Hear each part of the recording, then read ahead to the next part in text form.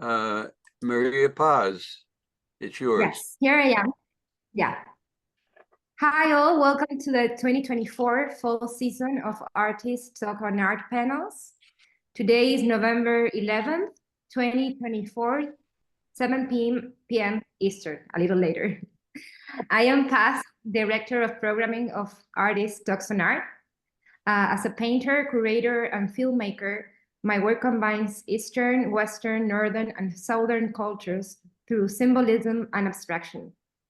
For 50 years, ATOA has been the premier forum for visual artists, offering a platform for sharing thoughts and opinions. Our mission fosters critical dialogue on contemporary art, issues, and historical context. Find recent Zoom recordings on YouTube and over 1,200 recordings at the Archives of American Art, Smithsonian Institution. Tonight's panel is Radical Perception, the life and legacy of Knox Martin, a film directed by PAZ, who in this case is me. Today is an important day for me. After 12 years of hard work, the documentary Knox Martin, Radical Perception is shared. Knox Martin was one of the most influential painters of this century. He taught at the Art Students League of New York, Columbia, and Yale University. Franz Kline, Willem de Kooning, and Bob Rauschenberg admired him from bringing a revolutionary view of art to the world. He devoted his life to understanding the true lineage of art from Titian to de Kooning. As the universe expands its energy, art transforms energy into form. We cannot grasp contemporary art without understanding its past.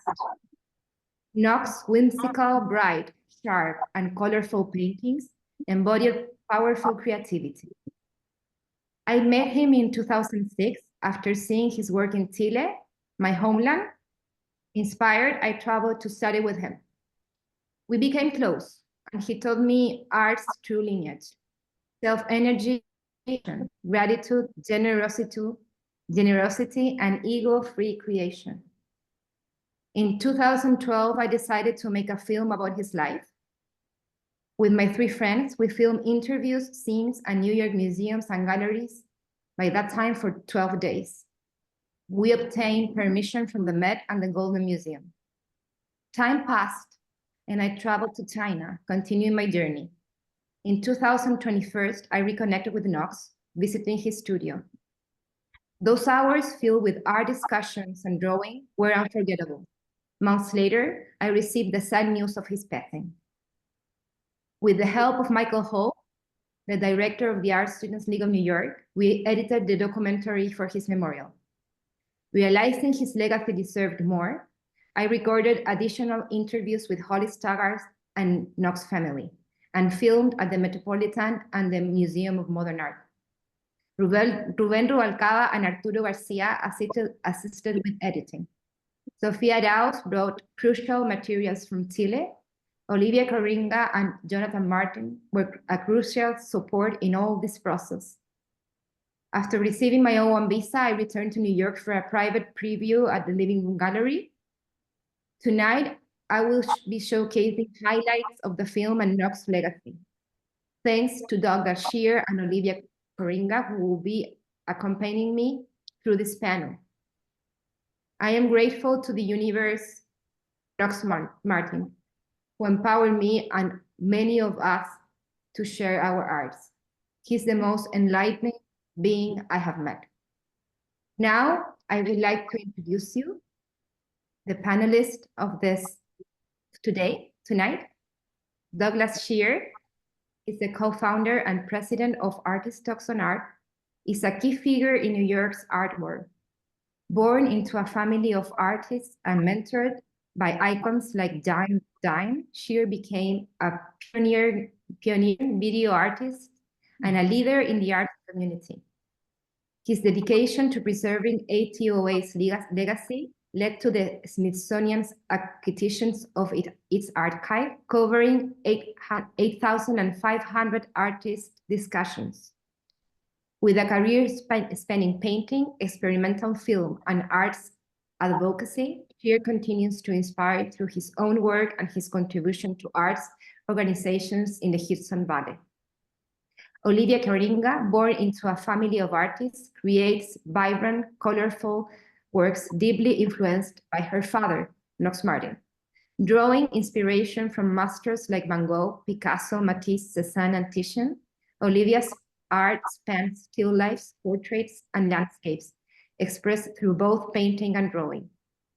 Since the mid-1970s, her work has been exhibited regularly in New York, and she actively participates in annual art exhibitions while also dedicating time to tutoring.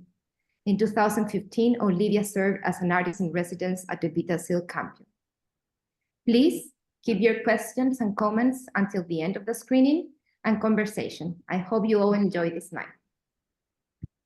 You have a bright guy like Warhol who says, what would be the utterly banal, the most banal thing that I could do? Campbell soup can. And of course everybody looks and says, oh my God, this is art? He's an American treasure. He was never actually fit squarely into any particular school of art. He was not an abstract expressionist per se. He wasn't a representational figurative artist either. But somewhere in between he had his own vocabulary.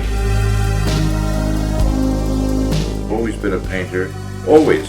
You can never become a painter. You are a painter or you're not a painter. So for some reason, whoever designs and sets these things up, nací así, which means translating, was born like that. My father, for many years, ever since I was little, has been studying the masters, learning everything about what makes them successful. He has continued the line from Cézanne, Picasso, Matisse, and de Kooning. The Museum of Modern Art was the Guernica. It was built around the Guernica. What you do here after that? The reason I'm doing this is an attempt to share this, or else it would be lost.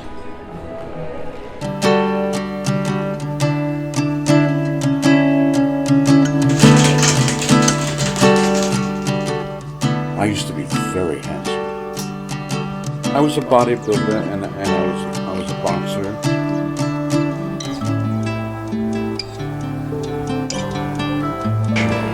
And as he goes down, the true artist picks the torch up and is the only one who can find the torch. So Titian as the greatest level. And you go to that garden and you smell of that garden, and you're in the middle of creation that will not accept anything that is known. The configurations are now brand new. And that's the radical.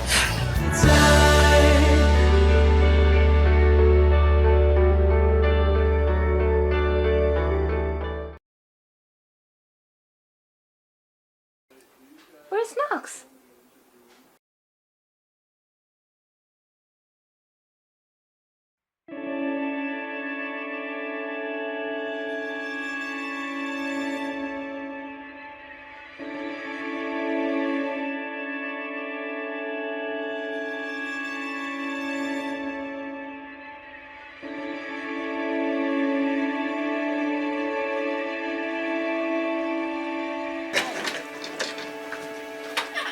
Hi, Olivia. Hi, hi. Hello, Margaret. How are you?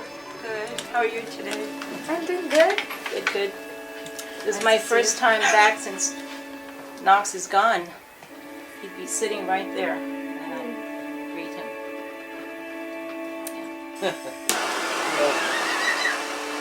You like that, huh, Boo?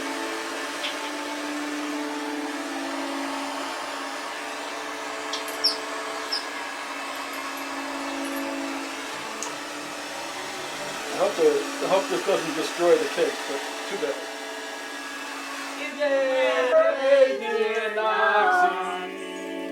Happy birthday to you. Yay! Happy birthday!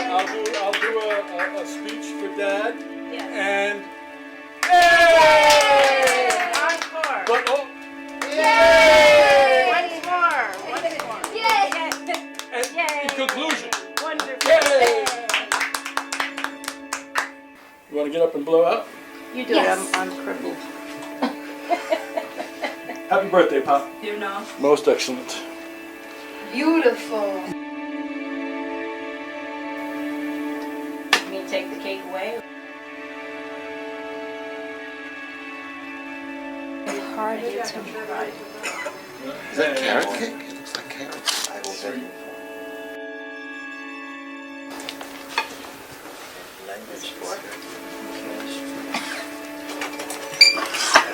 Pepper and salt coming up. Okay. So Olivia, would you like to share with me like what was like the main, I wouldn't say philosophy, but what was like the meaning, not meaning, but actually the deepest thing that you will say about Knox's work, besides like just the aesthetical painting? Right. What he expressed to me at one point was that, and he knew that it was something that I would understand because we both studied the humanities and the parts of man and the spirit and everything. And what he said he was trying to accomplish was, in his paintings, was the qualities of the spirit, which would be no matter, energy, space, or time, unless the spirit consider it to be so. So when he painted, he negated, he didn't do perspective to make space. He didn't have a background. If he would bring a color over the front of another shape in order to negate going back or having a foreground. So I thought that it was quite an amazing thing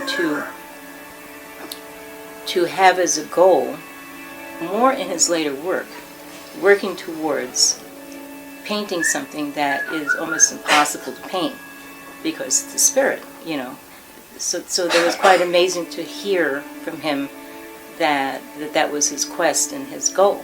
When he spoke to a person, even if he didn't know them, his first time meeting them, that he reached them as a spirit. Yeah. Sometimes for the very first time in their life, he spoke to the being.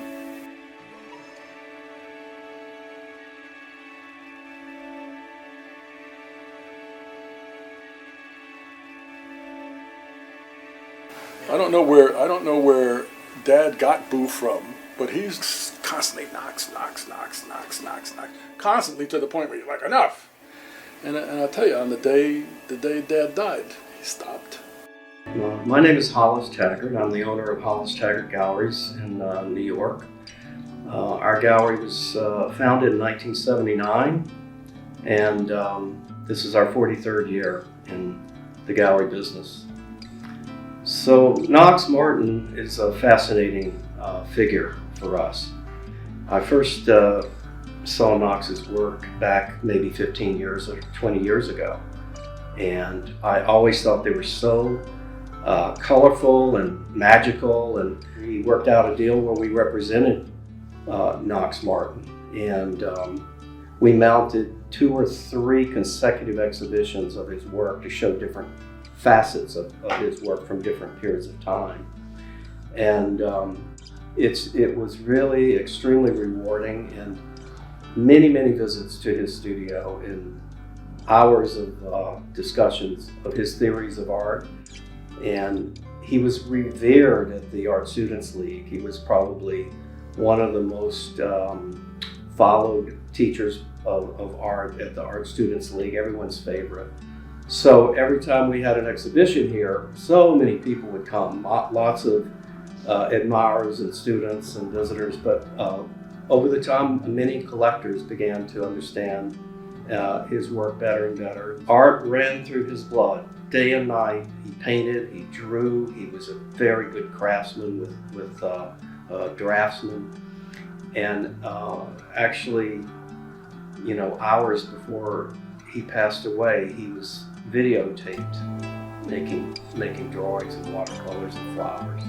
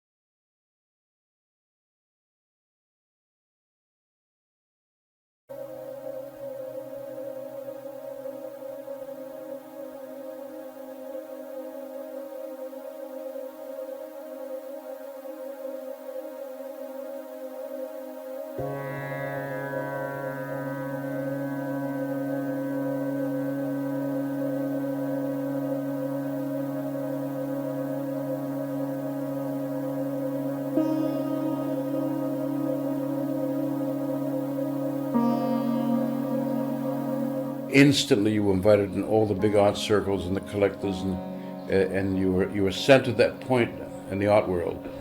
From then on, the museums picked up the work, and the world picked up the work, etc., etc.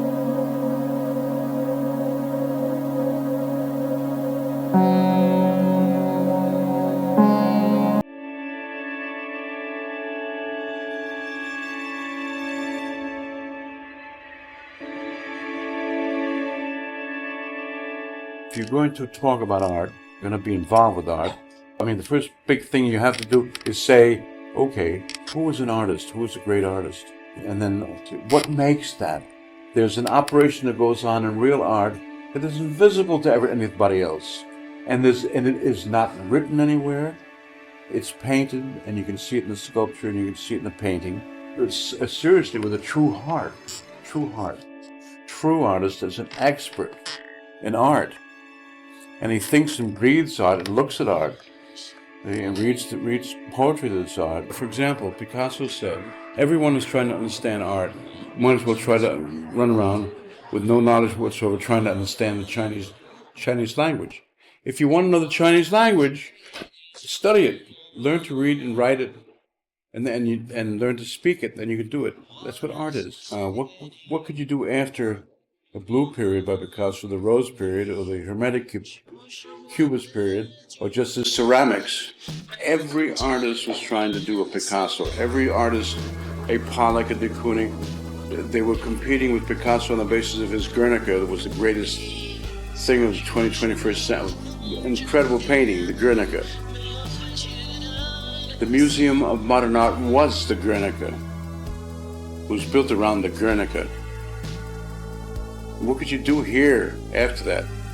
So it was like shooting ducks in a barrel. You have a bright guy like Warhol who says, what would be the utterly banal, the most banal thing that I could do? Campbell soup can. And of course everybody looks at this and says, oh my God, this is art? They expect to swallow that? Anything that this guy's done, Rauschenberg or Jasper Johns or Cy Twombly, and I knew them all well. It had nothing to do with art. Gallery that I was in, and these people consider buying a piece of mine, and they were talking to the dealer about the price, and she was very enchanted with owning a piece of my work, and the other said, I can hardly wait to get a Warhol. Okay. So my reply was, if you want a Warhol, what do you do? What do you want with my work? My work is art. Warhol is the illustration of an idea. These are the artists that influenced my work since I was little, because my father had their work up on the walls and things like that. So my father is seated at the table, and then I have Picasso next to him, and then with the green jacket is Van Gogh. Next to Van Gogh is Matisse with the white shirt, and next to Matisse is Cézanne, and below Cézanne is Titian, and sitting in the chair is de Kooning. A lot of people think that that is Andy Warhol, but this is de Kooning. So the artists are what Knox has pointed out is the lineage of great art. So all of these people share that lineage of what great art is. The center of the core of art is what makes that perpetually radical. A late Titian painting is radical in the sense that they're paintings by Titian that I've seen 100 times or 200 times or 300 times, and I look at it and I'm swept away by it, and I'm excited by it, and I'm in love all over again in a brand new way. And these are the elements that are put together, and this is what art has that nothing else has. Art is always courting. You court. You have the fragrance, you have the perfume of the place where creation exists as art. And you go to that garden and you smell of that garden, and you're in the middle of creation that will not accept anything that is known. The configurations are now brand new. And that's the radical.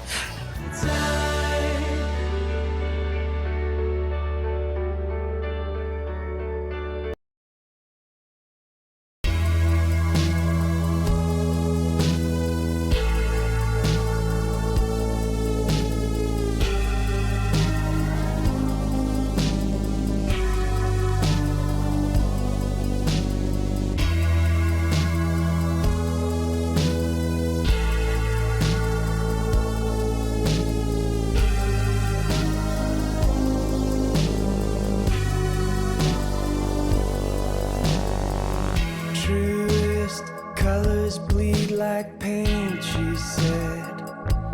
Now these pages smell of pheromone. Finds a dress and puts it on. One more, fill my cup with wine before I start to drift into another place. Turns her head to show her face.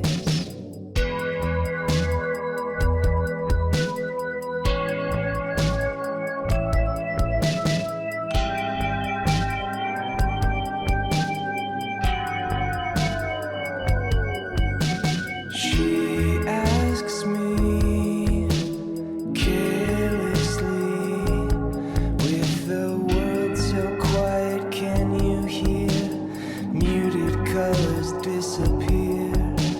She asks me carelessly, with the moon hanging above our heads. Let's take Hi, oh, you pretty boy. Come on, come on, come on, come on. Well, what I can say is that Knox used metaphors. You know, he created his own shapes to create, the reality that that he enjoyed. You know, he made different shapes that repeated in certain paintings. So, did we want to? Yeah, one of the things he worked on was he'd like to make bigger images, like a bigger image on top and smaller at the bottom, rather than, like the perspective of small on top and bigger at the bottom. So he played with space, with his shape making, etc. So that's this one image here with the blue and the bottom and the red and white flowers. Was there something else? Yes, I can share. I'll share the rest now. Okay. Let's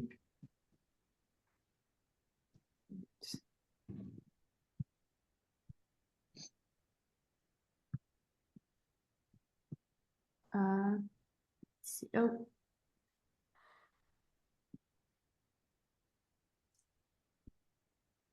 Sharing again.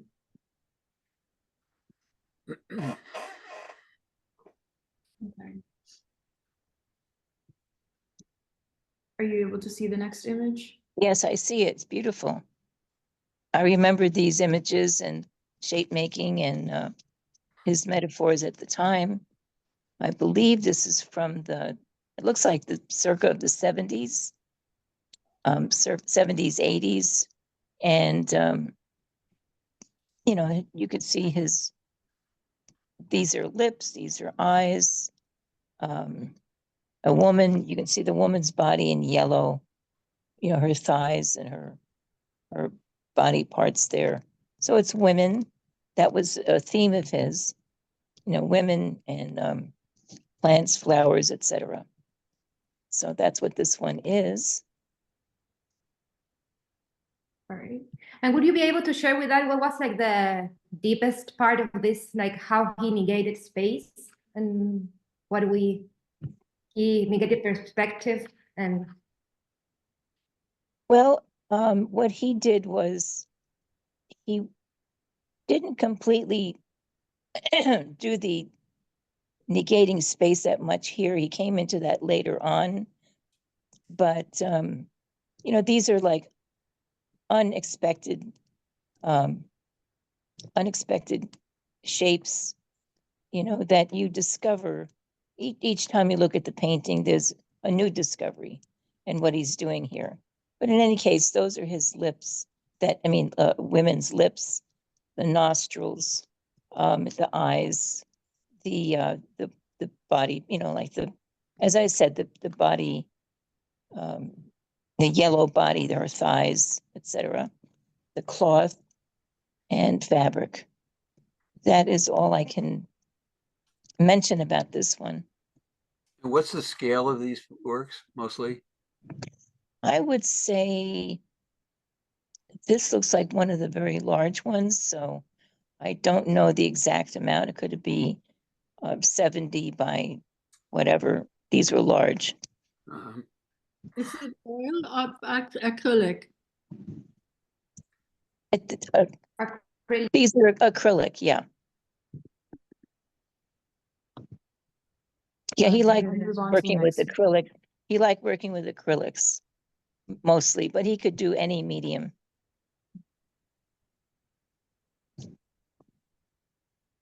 Maria, how you doing? I'm here. We had some technical problems with the audio. Yeah. I don't know what happened. Yeah. All right. So this one says 2019, but that's when it was being protected by the Artist Rights Society. So, yeah, so it's actually earlier. Yeah, this is an earlier piece. Yeah, definitely. Yeah. Yeah. So you can see, you know, the teeth of a person, the breast, the eyes. It's, you know, women's parts. It's basically his, you know, women's series, you know. So this is what I see. All right. We have like around 7, and so we're making our way through that. Okay.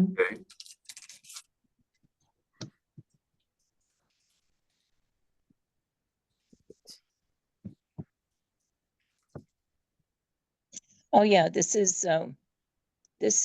was on Houston in Manhattan. It was a big wall, big, you know, and it had several different names, but it's Woman Riding a Bicycle was one of the names. And this was there for a long time, wasn't it? Like very 35 yeah. years or something, or? Yeah, a very long time. And then all of a sudden one day it was covered up by an ad. So, yeah. But, you know, this was like a landmark. People always saw it every day, you know, in Chelsea or in, you know, Houston and Soho. Soho. Yeah, exactly. Yeah. Yeah. Anything else you'd like to say about this one? No, it's just a woman, you know, riding a bicycle. She's at one time it had proud woman riding a bicycle, but no, you can see her smile, her nostrils, her eyes, the bicycle, and the yeah, that's about it. Yeah.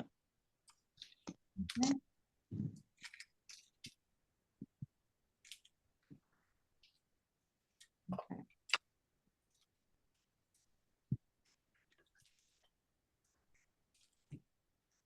Yeah, it's another, could be from the 70s. Yeah. And let's see here. It's another one. You've got the eyes at the blue eyes at the top, the nostrils. It's another woman's series. Okay. And there's big teeth there. There's 2 eyes. So there's more than one woman in this one. But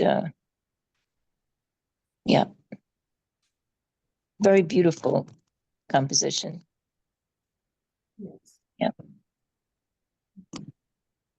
Anybody else have anything to say got it.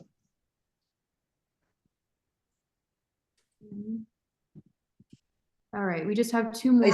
I see. I would love to make a comment. May I? Hey, there you are, Raven. Yes. Hi, honey. Hi. My cousin. We're cousins. And I was like chomping at the bit because I've just had an epiphany. Because I mean, Knox has always been like the star of, the magic uncle. And I only got to meet him later because we were separated from family marriages and locations and things like that. And when he was like visiting, you could make a story like Willy Wonka, but different. And when I'm looking at these images, I remember what Knox said. He said, it's thick against thin, straight against curve, light against dark. And seeing this, I mean, for the first time like this, I mean, I never questioned his aesthetics because of that definition. And then tonight, more than anything, I'm looking at this thing and he was dimensional. Yes. Dimensional. Yes. I mean, he wasn't married to the aesthetic of 3D, their dimension. Right. He was just like it was such a playful or even scary, but he made it safe. Yeah.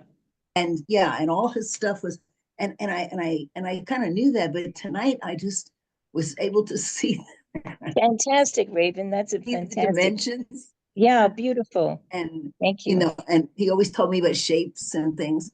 And I never tried to figure it out. I just knew, like when you learn something and you go and you bookmark, like it's not done yet. Yeah. And so, so this was such a gift because beautiful. And you ladies that put this together, I love the style of that. It's real people, nobody's acting. And, you have this, the real environments, and you get so much more if you're paying attention to who the things are. Thank you.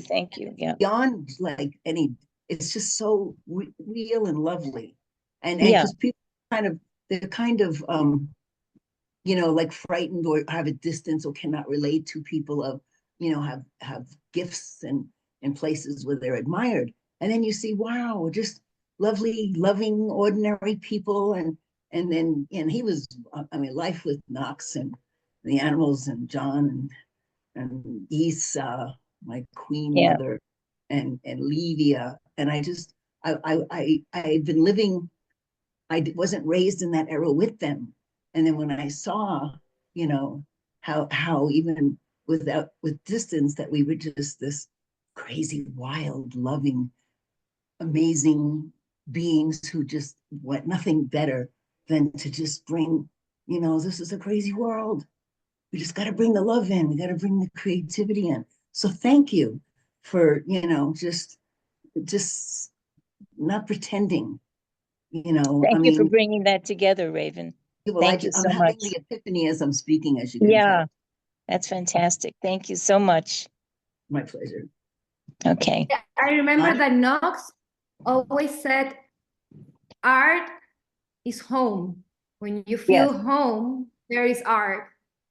So that was like the most, I would say, touching thing about he and his work, that you feel like between all this chaotic, beautiful universe expanding, you feel home. It's like this contradiction that is there, but it's so deep. Yeah, exactly.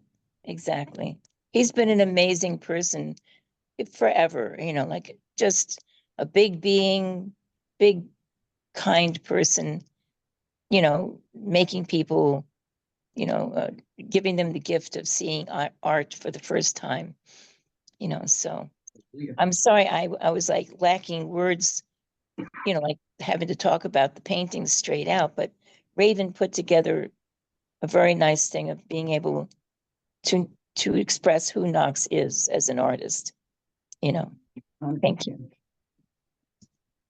All right, there's two more pieces.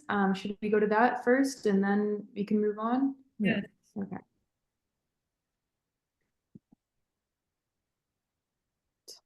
Love that one.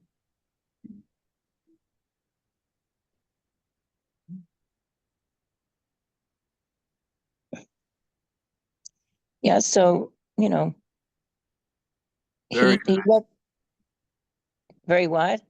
nice, beautiful. Yeah, he loved the use of white, you know, that it lightened everything rather than color to color. He said that light or the white created life in a painting, you know, and it's used in shape making, you know, showing the shapes, being shapes. The white are shapes as themselves too. Yeah, beautiful. So I see in his work, and I was hoping I would find some way of talking about the work. Good. Since I know the work a little better than I knew the man, Yeah, that I definitely feel strongly about him being typical of the New York school, but not yes. necessarily abstract expressionist. Mhm. In Yeah, the same way that we sometimes talk about Bob De Niro Sr., or we talk about some other artists who were um, drawn into ABEX, you know, or are associated with ABEX. But because when I look at Knox's work, particularly the murals or the the outdoor work, um, I'm seeing sometimes hard edge. I'm seeing um, things that remind me of Matisse or Leger, yep, and yep, that don't fit completely comfortably into the kind of abex imagery that this one does. This is very abex, yeah, this particular painting, right. and something going on with Knox that transcends Yes, purely abex and is expressionistic, sometimes even geometric. It's melding together a number of different uh, somewhat incongruous strains, right, and it often lands, as this one does, in the pure space of abstract expressionism. right. Um, and interesting that in if I can talk a little about A2A, in Artist Talk on Art's very beginning years, 1975 to roughly 85, or even closer into 90, we had a lot of ABEX artists who appeared, including Knox. And we had many of the purely ABEX artists, but we also had many people. We had Larry Rivers. We had people who were associated with ABEX, but really were very much expressing something else. Yeah, You know, um, and I really knew Knox's work much better from the outdoor pieces, which I'm presuming were city walls. yes, I'm yes, guessing that project, exactly. city Yep. walls. I love the one that was in Chelsea. That I guess it's 100% gone now. The one that was in Chelsea, or Which one, the Venus or 18th, Venus? 19th Street, something like that. You know, it's still there. It's Okay. being preserved. The building is being that, the people called my brother the other day to, let them know that they're preserving in the building Okay. and the Okay. work. Yeah. Um, And you can see his signature. He did something afterwards. You can still see his signature from mhm. the street. You can see it. Knox, it says. Okay. Yeah. Mhm. Yeah. Is, And that is, was there, is there one more piece, Alex? Yes.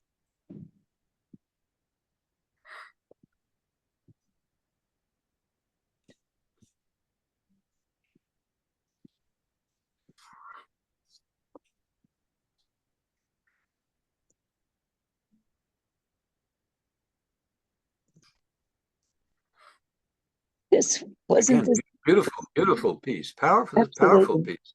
Yeah. I don't know if this is Crow with No Mouth, but I know that a well-known artist bought it, I believe. Uh-huh. Yeah. Yeah. Very beautiful. I think it's called tomatoes. Something. You're thinking tomatoes? Yeah. Did you say that? I think it's called tomatoes. Yes. Yeah. Well, there could be like corn, cherries, yeah, different shape making there. But yeah. Doug, do you have anything to say about that one? About this one? Yeah. I mean, I just love this piece. It's, you know, it's powerful.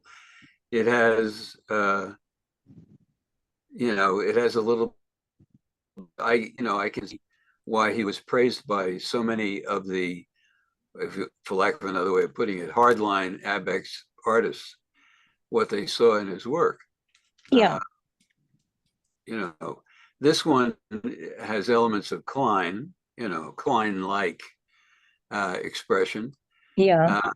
But it also has things that Klein never did. So it has, you know, he's mark making probably after, I mean, definitely after, like after he put in the big red area and he put in some of the other black areas, then he went in and he was making marks over the top of big blocks of color, which is a little bit unusual because it's normally the mark making is normally early on in the process.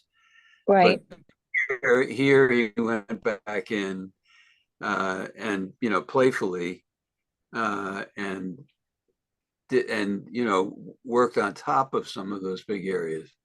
Right. Yep. Which I find very appealing. Yeah. Yep. Not sure if this is a crow with no mouth. Have you come across that name before? A crow with no mouth? Crow with no mouth? Yes.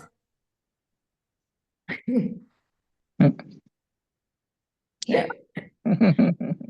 Well, that definitely looks very bird-like on the right. That must be the crow. Yeah. Yeah. Mm-hmm. Yeah.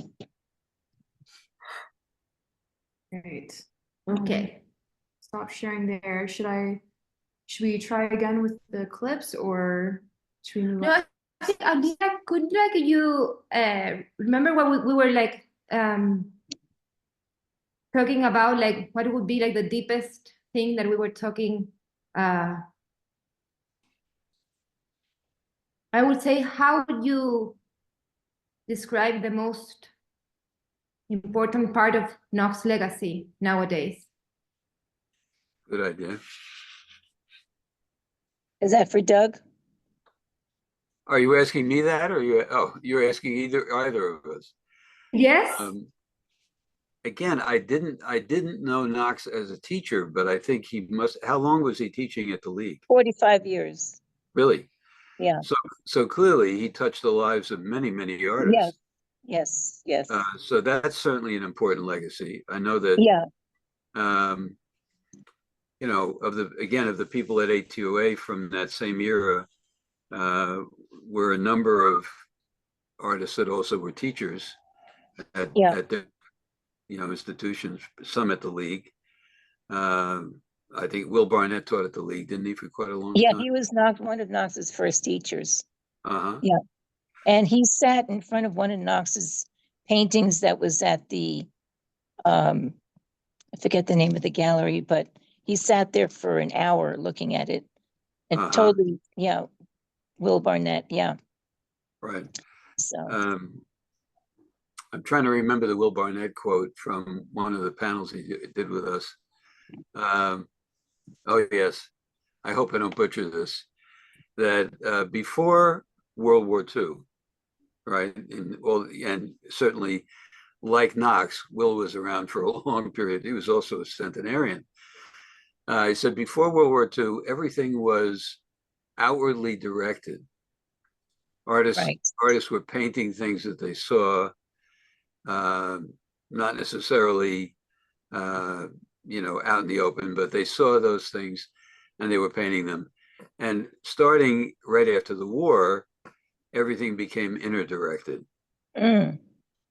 which was an Right. interesting thought about what happened in art. Yeah. But yeah, I think that certainly looking at Knox, I think some people will see Knox as a powerful muralist. You know, Yes. some will see him as a New York School. Many would see him as a New York School artist. Yes. As I said, not necessarily categorize him as Abex. Right. You know, and others probably will know him for all the people that he influenced by teaching for so long. Exactly. Yeah, they still feel him. You know, they, you know, after he passed at 99 years old, he, you know, they tell me they feel him with them. Right. And with their art and their choices and their viewpoints. And, you know, so he hasn't left. Right. Yeah. So many people passed through the league. I mean, I went there at one point. My parents went there. I mean, Oh, wow. all God's children, as they say, you know, set foot in the league at some point or another, no matter where else they went to school. Yeah. You know, it's mentioned in the biographies of almost every artist that ever passed through New York. So the league has been so influential. And for someone to teach at the league for years, that's very impressive, certainly. Yes, yes. Yeah, know. he was, you know, he was very well loved and, you know, had a big following there. Yeah. Yeah. I very much enjoyed the film, the full film. I mean, I did see the trailer, and then Maria sent me the actual film to look at. Yeah. And you know, I highly commend it to people who have not seen it yet, which is probably most people have not seen it yet. You know, it's a very good experience to watch the whole film. Right, it is. It's amazing. Which is about an hour exactly, right? It's intended as an hour long. A little less, Maria yeah. Yeah. Yeah. Yeah. I feel like I was like thinking, I've been like thinking like specifically like when will be like, soon the time to show it publicly, the film. I always thought in my mind when I made it, when would be that time, right? Any opinion that I will say now is my opinion, it's not ATOA's opinion. So of course, yeah. But what I'm saying now is I feel that in the world we are living such like a cute, banal experience where like money has overpassed and is more important than value. And I feel like Knox's legacy is very related to reconsider what is real value, what is art, and what are things that are value. Exactly. So I feel that this film or what is coming comes just in the right time. Right. I mean, exactly.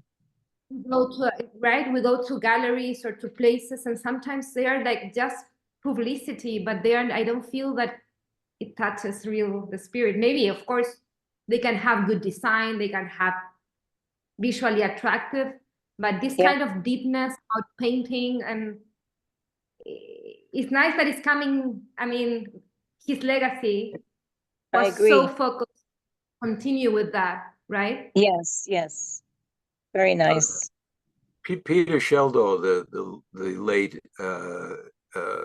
art critic of the New Yorker, speaking about his own life, said that again, I'm paraphrasing a little bit, that basically just to be in the art world, to be writing about art, or be an artist creating art, just to have a life that is centered on the art world. And in Knox's case, it's been such a long life. Yes. There's not, so it transcends the specific of money or accomplishments or whatever. And of course, he had many accomplishments. Yeah.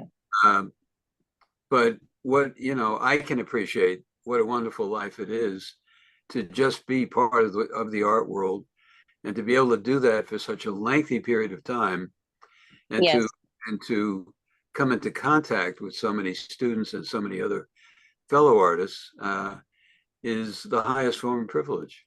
Right. And I say that in a positive way. Yes, I see. I know that. Very, very wonderful. Very good. Yeah. I agree with you. Yeah, and he was like very determined and to say his own voice, and that I feel that that's extremely valuable. Yes. He spoke his truth and his no matter the consequences. Yeah. So he was so real, and I totally respect that.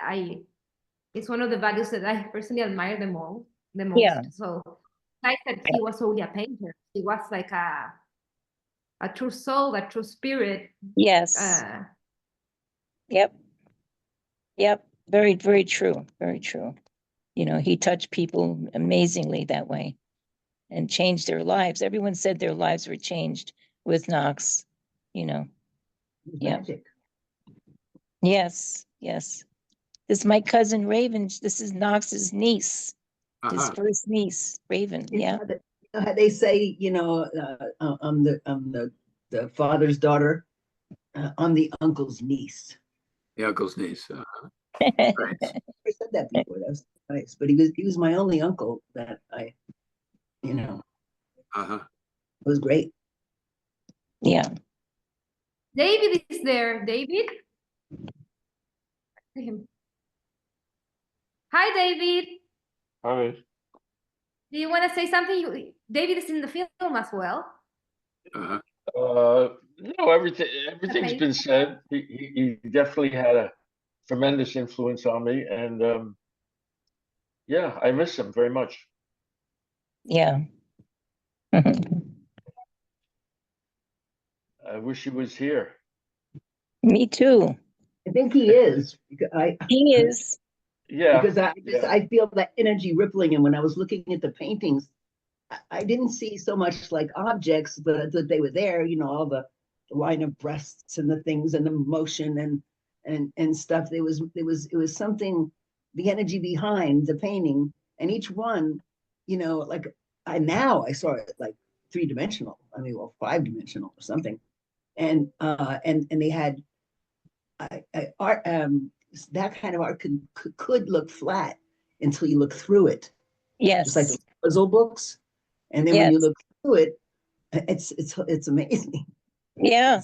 It's funny, it's pointed, and without like defining the thing, if you just see it and let it, which I experienced like differently tonight than ever.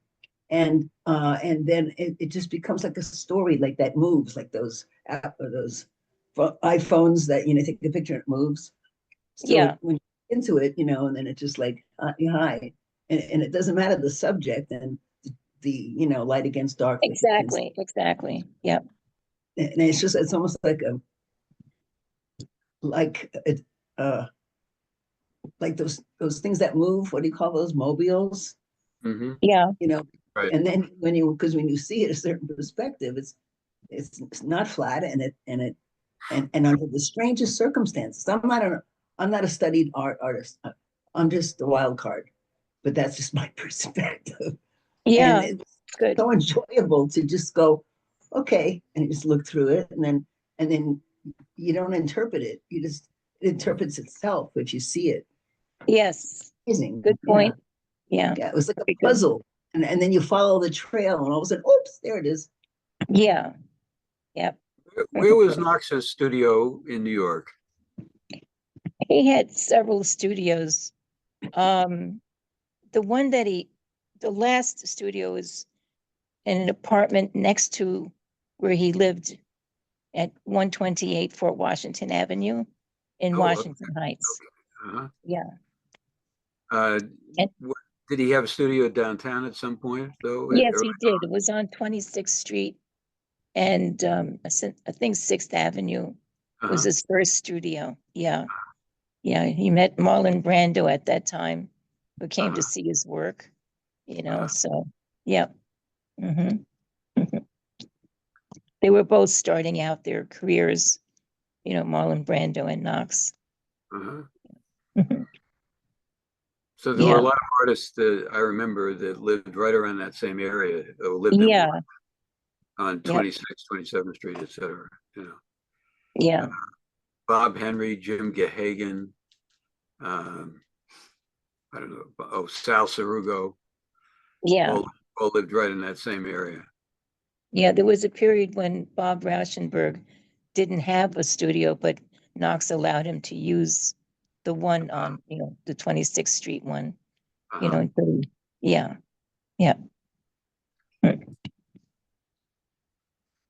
So also Knox has put together, a lineage of, the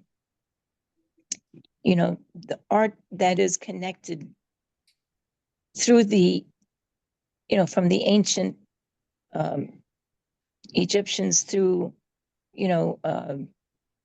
Dutch art, through de Kooning, etc., all the way through. There's a connection that he found, and he pointed out in all of his talks and lessons and things like that. The lineage of what makes painting, the painting work. All four corners different, light against, like Raven said, light against dark, straight against curve, thick against thin. He's very importantly said that when he put down, like when there was a shape made, that the shape, he said the shape should be as charged, the space in between should be as charged as the shapes they define. In other words, if you have your arm on your hip and there's like a triangular shape, you don't just fill it in like it's a nothing part of the painting. You want it to be as charged as what it's defining. So nothing is lost. Nothing is cheapened by just painting, over, things that don't matter. Everything matters in the painting. He would say that if you want picture perfect, like life in real, take a picture. Right. Take a photo. That's a different thing, but to interpret energy and, force and movement and everything, it's like a ride. Yes. Yep. Did he feel connected at all earlier on, let's say, to other South American artists, artists from different parts of the Americas? No. Okay. He did not. And when was he first in New York? How early on did he arrive in New York? I would say first he was born in 1923, and the family moved to the estate in Virginia, and then eventually his father died in 1927. So his mother had 3 boys to bring to New York. So it would have been like, I guess, the 30s, but he's been in Washington Heights all this time, since the 40s. Okay. Yeah. That's where his apartment always was. Yes. Yep. From the 40s. Okay. Yeah. 30s, I guess his mom might have moved here in the 30s, but I think he became more established. We lived on 172nd Street up until the early 60s, and then we moved into the one where we are now, that apartment on 164th and Fort Washington Avenue. Yeah. Right. So his work is all around there, like the whole space is his work, Yeah. The paintbrush and the dish is still there. It's like a living museum, right? Yeah. Oh, you mean you're keeping the apartment where you had his last studio, keeping that in Yeah, we're there. Yeah, my brother and I are there. Yep. Yeah, we've had it as an apartment since the early 60s, so it's ours. Right. Yeah. And he did some jewelry, right, about Alice in Wonderland. Oh, yeah. Yeah. Yes. Yeah. I love that. Yeah. Yeah. And he continued painting. I mean, unfortunately, we couldn't show that, but he continued drawing until the last days, every day. Very Right? last, yeah. I went to see him, and he was wanting to get to this drawing, to finish this drawing, and my brother kept putting it aside, not realizing. But finally, I said, "You want to finish this drawing?" He says, "Yes." So I have him. It's on YouTube, where he's drawing his last, the last, I was able to capture with video him doing his last drawing. Yeah. So, and he was very attentive and very beautiful, and putting in all the details, looking at this and that at 99. So. Is that in the documentary? Excuse me? That in the documentary? Is that in the documentary was the A question? little bit, yeah. Yeah. It is, a little of it. Another thing that's kind of interesting. Now, am I correct that Knox lived just a few months short of his 100th birthday, right? Something like that? Yeah, his birthday. And I think that was exactly the same situation with, unless I'm incorrect, with Will Barnett. I think that he was a month or something short of his actual 100th birthday. I thought he got to 100, but I thought he got to 100. Maybe. Okay. Yeah. Yeah. Another person that worked in an apartment. I mean, it was a very nice apartment at the top of the National Arts Code, but it was an apartment. Yeah. Will Barnett. Oh yeah. Yeah. Mm-hmm. A lot of, that's a somewhat untold story about the New York art world is a lot of artists worked in apartments. Yes. Yes. Alice Neal spent her entire life making art in an Upper West Side apartment. So Joseph Cornell, another one, lived in an apartment. So many artists lived in apartments and not in lofts. Yeah.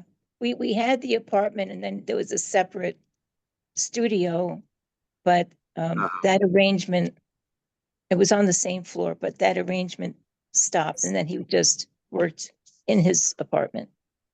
Yeah. Mm-hmm. Yeah, and the name of the documentary is named Radical Perception because, Knox admired a lot Henri Matisse, and when I went to see the exhibition of Matisse at the MoMA called Radical Invention, at the beginning was like a little painting of Cézanne. Ah, nice. So I could took the title of Radical, but not invention, but perception. That was like nice. His main thought about art, right? That is much more than something that you think, but something that you channel in some way. Good. Beautiful. Exactly. Mm-hmm. Yep.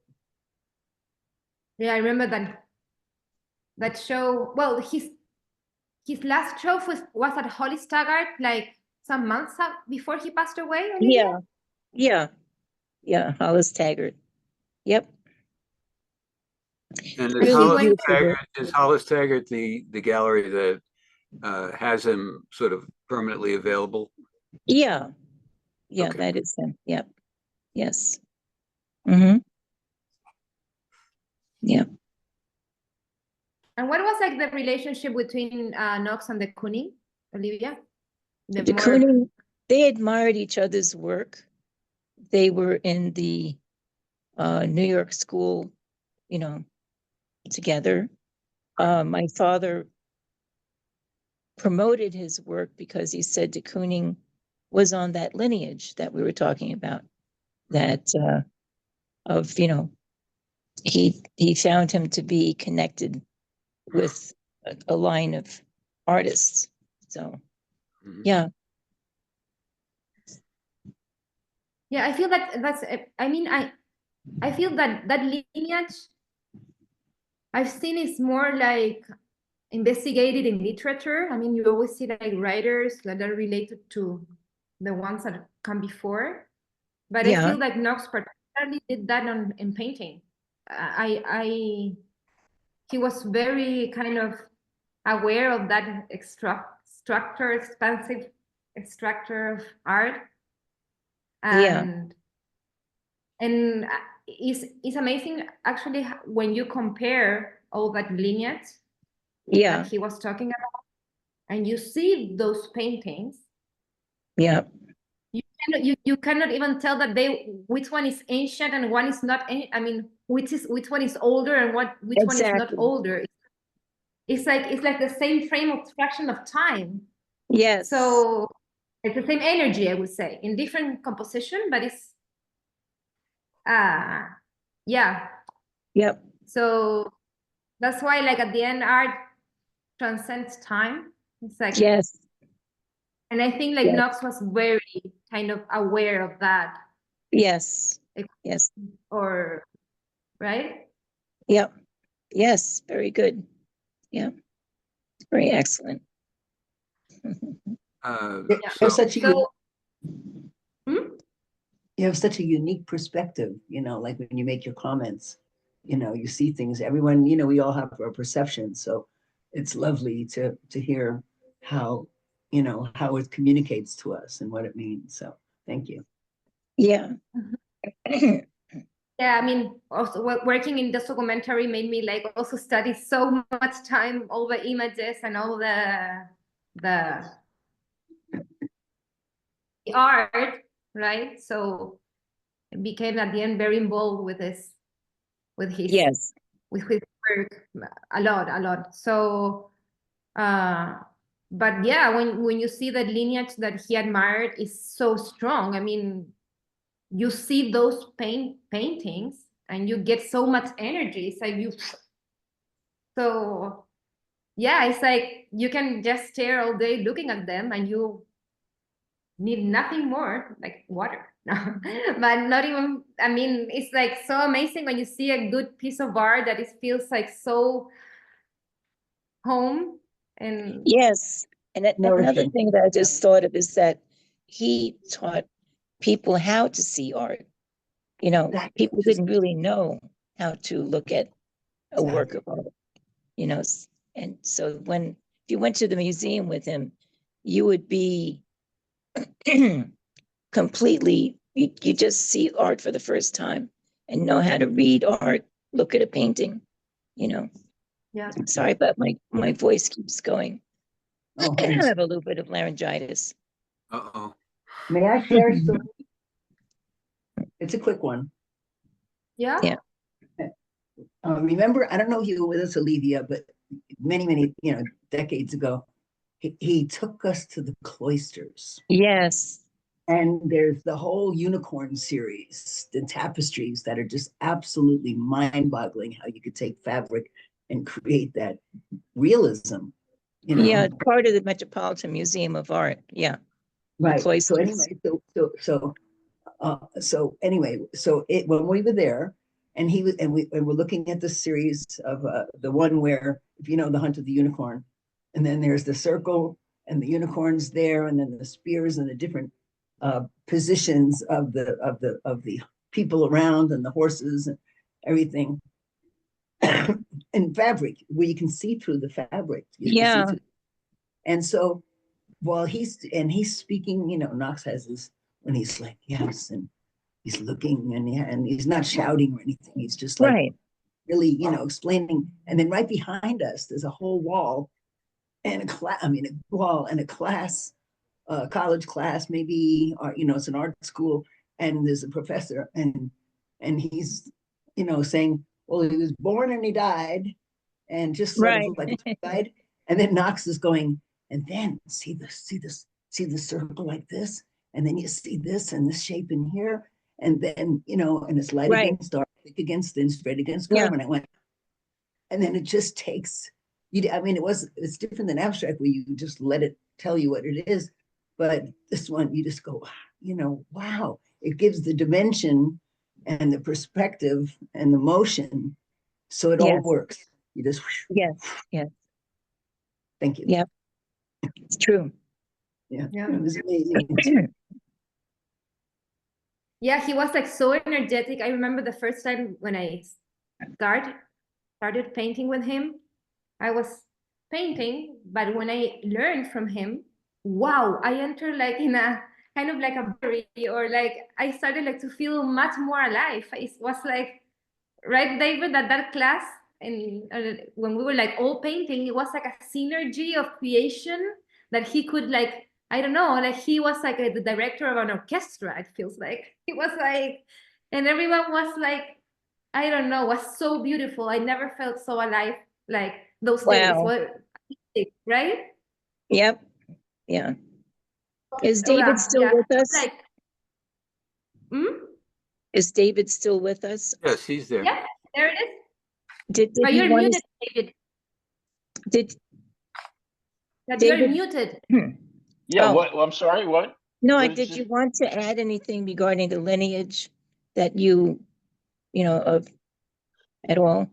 No, you said everything. He made up this chart one time, and I have a photograph of it. I don't know if it where he went from the I don't know how to Hold it up a little higher. Yeah, perfect. Can you see it? Sort of. Closer. Yeah, we can Closer see it. and higher. And closer to the camera. You know, Closer, toward not up, and then up. Up. And yeah, right there. Okay, and then. And you can see the connection from all the way to the Lesko state